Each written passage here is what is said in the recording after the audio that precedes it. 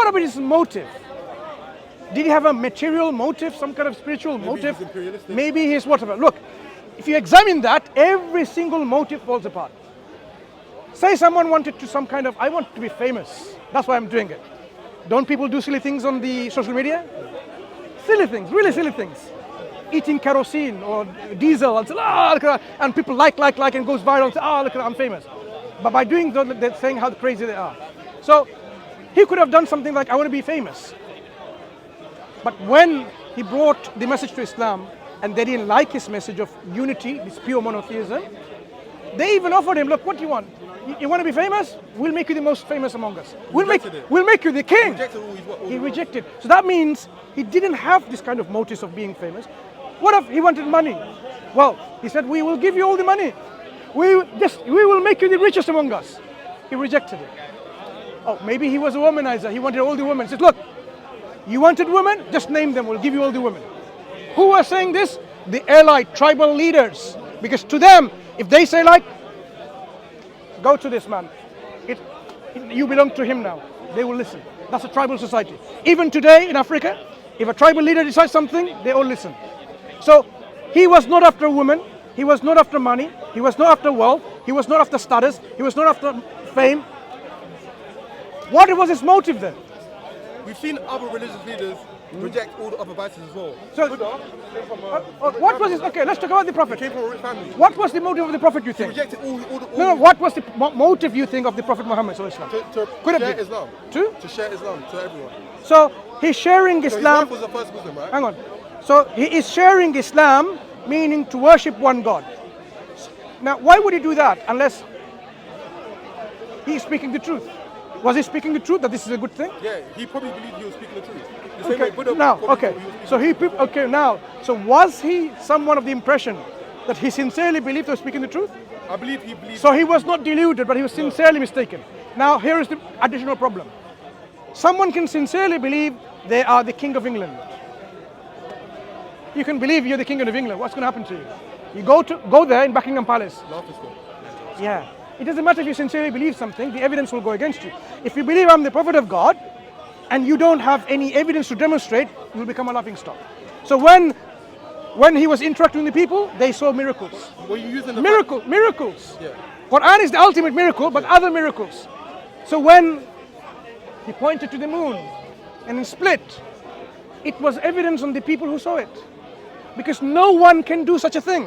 So his evidence proved to the people that he was indeed a prophet of God. So when you bring up the fact that the Prophet refused to have all the wealth of the nation, refused to have all of the wives and everything, are you using that as evidence to prove that what he was saying was true? Because if you are... No, I am rejecting... Wait. I'm rejecting the motives that is in operation for this man, Prophet Muhammad sallallahu alaihi wasallam. If we cannot find any motive whatsoever, and you're saying, oh, he sincerely believed, then I'm going to bring additional questions now. He sincerely believes he's a prophet, but he's not the all-wise. He doesn't know all the intricate details of past history. Neither does he have the access of the unknown, the unseen, of the future. So how does he reveal information of the future? How does he prophesy something that will happen in the future? How does he know information which is not possible to know without scientific advancements? You can be sincere. You can be sincere, but you cannot have this information. So the information itself would be an evidence against this belief that he was just sincerely believing in things. It will prove otherwise that he was a recipient of revelation. Because only revelation can explain what he has brought. That's why we're saying, when we look at Prophet Muhammad sallallahu alaihi wasallam, you have no reason not to accept him. Because you can consider him the most wise, the cleverest statesman, the leader, political leader, the economist, the anthropologist, the biologist, the astrophysicist, whatever. But why are you not only ready to accept that it was none of his thing? It was a revelation given to him. That's what he says. It's not of me to tell you about the things. God reveals to me and I'm giving this to you.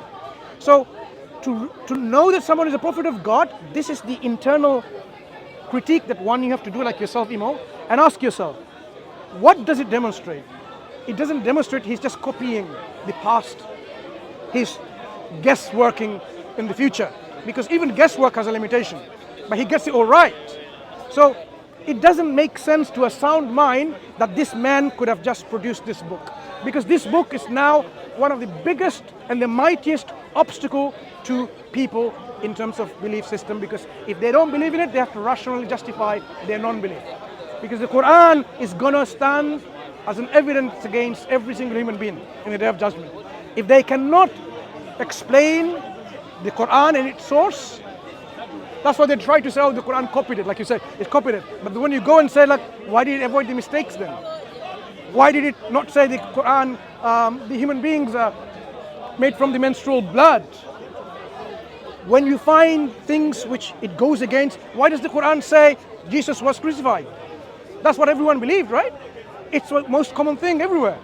Do Muslims believe he was crucified? No. Yeah. So why does the Quran not copy that? Yeah. Why is the Quran going against the Christians? If they want, but they believe in an immaculate conception, though. Look. If the Quran, I'm giving an example where there's a difference. Okay. Why doesn't the Quran tell the Christians, oh, I believe that Christ was crucified. It's easy for you to believe, but it became an obstacle for them to believe.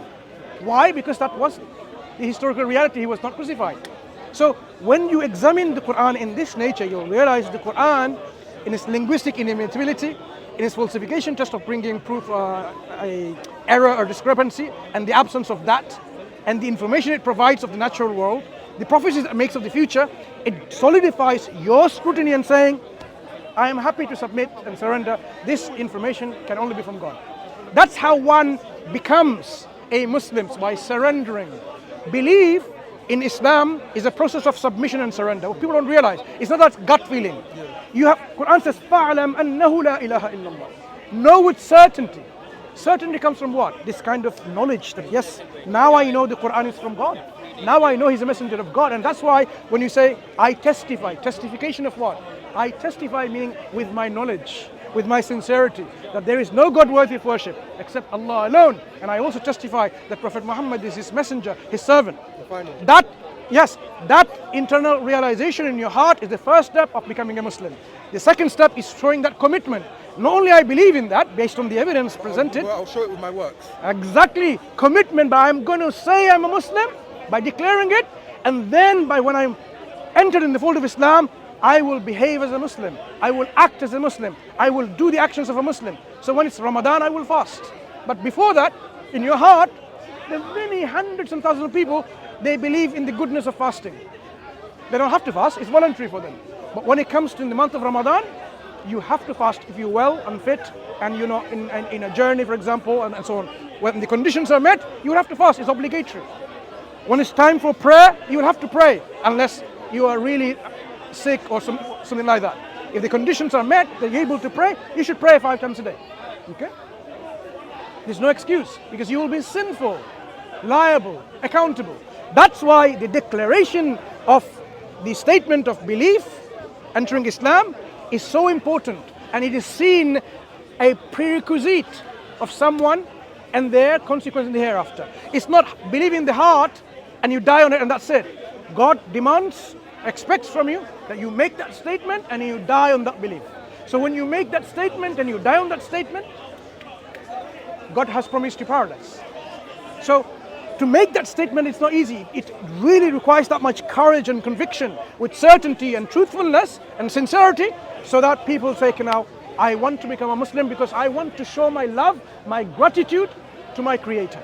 Okay? Because the universe, remember your initial belief of the pantheistic universe, this universe doesn't demand anyone, didn't send a book or a prophet or a messenger saying, believe in me and worship me and show gratitude. It doesn't do anything. That's why many Eastern traditions are like that, where you can believe in anything. Every way leads to God, it's okay. If you want to become a worshipper of a flower or a rat, doesn't matter. Cows.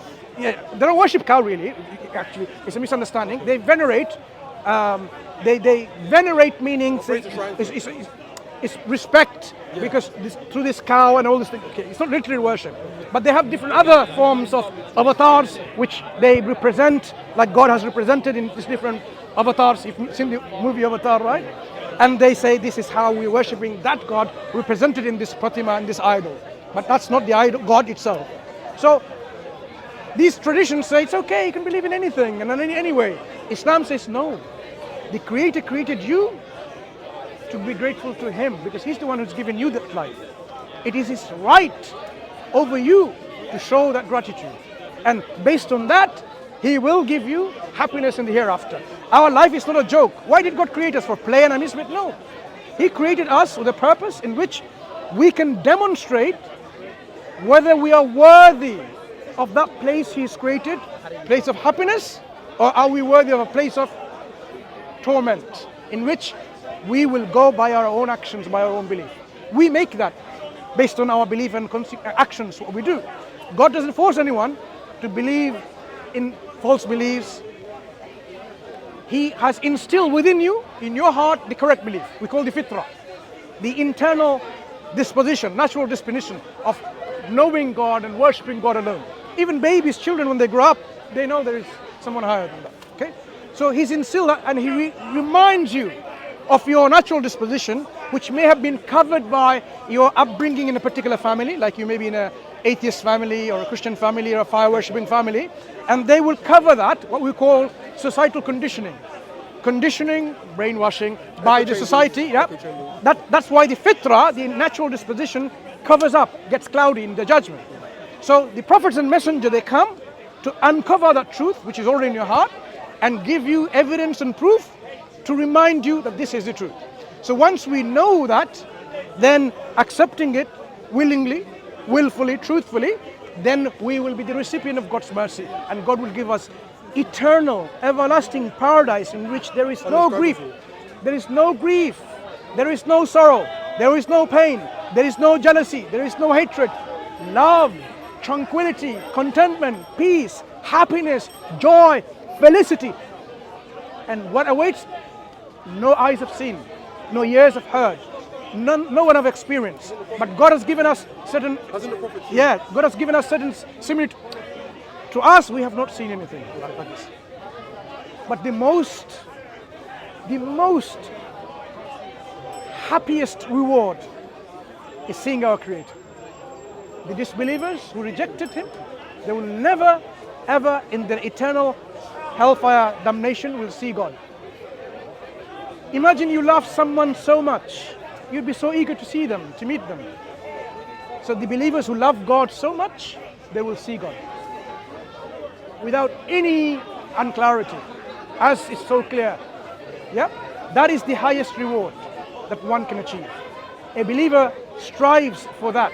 It is not that we believe as Muslims by following all these rituals and laws because of the fear of the punishment of God. No, that is one aspect true. But we have a balance of life. We fear the punishment of God by disobeying Him. But we also are hopeful of His reward and seeing Him. Yeah? So this between the hope and the punishment and the mercy and this expectation, right? That is a balanced way of life in which it puts you, your life, your whole everyday living in check. So that when the Quran says, "Inna as-salata tanha anil fahsha'i wal munkar," surely prayer will prevent you from all the bad things, the evil things, okay? The outrageous things. Do you know how it does that in a practical way? So now it's about 4 o'clock, 4:30, right? I will be going shortly now to pray one prayer called Salat al-Asr. If I was just an ordinary Muslim living around, or even a very pious Muslims, I would know and remember Salat al-Asr is due.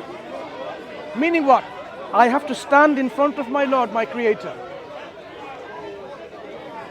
What if I was doing something wrong? How am I going to stand in front of Him? Justifying Him. I would be so ashamed. I would be so embarrassed. So you can imagine you have husband and wife, and you would know for sure that you would never want to do such a thing and go to your wife or your husband. You'll be so embarrassed. How could you have done that? This is just a mundane example. We're talking about وَلِلَّهِ الْمَثَلُ الْأَعْلَى. God is the highest description, no comparison. When you want to stand in front of God, you would feel so much embarrassed if you'd done something wrong. You said He was your Lord. You accept, when you pray, you start praying, Allahu Akbar, God is the greatest. All praise and all gratitude belongs to the Lord, the Creator, the Sustainer, the Maker, right? The Nourisher, the Fashioner of this world. And He is the most merciful, because you are a living proof of His mercy. And it says, He is the Master of the Day of Judgment. Then why did you do all of that? All the bad things that you were about to do, He's gonna make you accountable for it? How can you justify all the bad things you do? You'll be punished for it. And the punishment is so severe, our Prophet has explained how severe the But at punishment the same is. time, God is all loving. Why would God want to Yeah. But it's important. If it was just love, people would not prevent themselves from committing evil actions. There has to be a balance. So that when a believer stands in front of God and he's going to say Maliki Yawmiddin or Maliki Yawmiddin, he is going to make sure that God is the king, the master, the owner of the day of judgment. Of that realization, you would have already stopped him from doing. So that means when you're about living your life throughout your day, you are about to do something wrong, you will remember God. And you say, how can I stand in front of God 10 minutes later, an hour later, when I will not be able to justify anything? So that becomes a deterrent. It's a mercy from God that He's made us into this habitual ritual worship throughout the day rather than one day a week like on a Saturday or on Sunday. Because it doesn't stop people from doing that. By having a throughout continuous connection with God, you are always going to be in remembrance of God. Because that's your objective of life. To be grateful to Him. Yeah? Everything that God approves of becomes worship. So when God says when you interact with your friend, be nice, be just, be kind, be fair, this becomes worship. When you smile at your brother, it becomes charity, becomes worship. So worshipping God is not just going to a mosque and worship. Every moment of your life, you can worship God. And you do that by following the ordinances, the commands, and avoiding the prohibitions, and so on and so forth. So Islam is that religion which your heart and your mind already agrees with. So ask yourself, why are you not a Muslim right now? What is stopping you from accepting Islam? Is it because you want to learn Islam to the level where I want to know all the commentaries, what it says? No one can become so proficient and so knowledgeable on everything about the Quran. Even the scholars learn every day. Even the scholars. So you want to know everything the Prophet said. Hundreds and thousands of hadiths. You can stay and read all your life and you think there's so much a treasure. It's like you're dropping the ocean when you start. What is it? If you think this is the case, you'll never ever finish the ocean of knowledge of Islam. But if you know that what it requires for you to Muslim is to be convinced that there is no God worthy of worship except one and only true God. If you're already on your heart, that's first part. If you agree that Prophet Muhammad is indeed a messenger of God, that's all it requires. Two things. Accepting that he's a messenger of God, accepting God is the only one worthy of worship. That is the beginning of your journey to make you into fold of Islam, and then you take the journey of learning. Every day we learn. I'm trying to learn Arabic language, still learning. It's vast ocean. You see? So learning never stops. When you become a Muslim, have you stopped learning, brother? Absolutely. Right. So it's not that you have to learn everything. No. But there are certain essential things you need to understand. So we believe in what we call 5 pillars of Islam. You know, right? So we talked about the first pillar, which is the faith. The second pillar we talk about, which is the very foundation we already talked about, the prayer. Prayer is this connection with our Creator. We also talked about charity right now. Charity, zakah, is the money, the wealth, the poor people have on our wealth. 2.5% of our surplus wealth should be given every year to the poor and needy, okay? Because it's there right on our wealth. The other thing is about fasting, which we also talk about already. God, I still fast as well sometimes. so God wants us to show this kind of perseverance, the training, the development, where fasting makes people God conscious. That's what the Quran says. Yeah, I agree with that. Yeah. So the other thing we also talked about, the Kaaba. So subconsciously or unconsciously, I've already talked about the belief that Muslims circumambulate in Hajj, right? Where we once in a lifetime, if we're physically able to, financially able to, we go there to make this pilgrimage where we say labbaik Allahumma labbaik, labbaik la sharika laka labbaik, innal hamda wan ni'mata laka wal mulk la sharika lak. Oh Lord, I'm present. Oh my Creator, oh my Lord, I'm here, I'm responding to this call. There's no partner with you. You are one and only. So this call that when you go there, it will transform your life. That you will show and connect yourself in the presence of the very monotheistic center in which idol worship was dismantled, pure monotheism established. You will remember this was the first house built to the worship of God. As you circumambulate, you will feel connection with your Creator. Yes, this is how. In fact, everything in the universe, nothing stops and static. Everything revolves. Atoms and electrons, everything. This is their worship. So you would do that worship once a lifetime, and it has many other benefits, demonstrating yourself this universal message of Islam, the universal brotherhood of Islam. So 5 pillars. We believe in what is called the articles of faith. Believing in Allah, believing the prophets and messengers He sent. We talked about that already. Yeah. Because God is not the God of the Arabs. God is God of all, and all humans, and all other creation. So He sent prophets and messengers to communities before to guide them to the truth with the same message of Islam. So we say we believe in all the prophets and all the messengers. We make no distinction between them. We believe in the revelation that was sent to them, the books that God has given them for the guidance. We believe in the angels that God has operated in this universe, the angels of death, the angels of revelation, the angels who are writing our deeds, because this is God who's operating in this universe in such a way people can have no excuse later on, because this is how it are. No one can see, but yes, of course, the angels are writing your deeds down. Good and bad, you will see it. Yeah. So we believe in the angels. We believe in the life after death, in which we will be resurrected and we will be accountable for our belief and our deeds, and we'll be judged. We believe in the good and bad that comes from God, because God is the one who has governed the outcome of everything, but He's also given us some free will, okay, in which we can operate. So all of these are the articles of faith, the pillars of Islam. If you accept and believe in them, you are a Muslim. So all it's required from you is to make that declaration that yes, I do testify. Are you ready? Bismillah. First, I will tell you in English, as I mentioned again. Basically, you will say, I bear witness and testify. English first, okay, so that you know what I'm saying in Arabic. I bear witness and testify. I bear witness and testify. That there is no God worthy of worship. That there is no God worthy of worship. Except Allah. Except Allah. The one and only. The one and only. Without any partners. Without any partners. And I bear witness and testify. And I bear witness and testify. That Muhammad is Allah's servant and His messenger. Is Allah's servant and His messenger. Ashhadu. Ashhadu. An. لا إله إله إلا الله إلا الله وأشهد وأشهد وأشهد وأشهد وأشهد أشهد أن أن أن أن أن أن محمدا عبده ورسوله الله أكبر. Welcome to Islam, my brother. Welcome to Islam. Welcome to Islam. MashaAllah. Show some love to my brother. Welcome to Islam. Assalamu alaikum. Bro, you see this one? For a long time. Very long time. Was he Christian before or what? Jazakallah khair. Mu'ad from Mecca, from Saudi Arabia. Nice to meet you. He's figuring things out.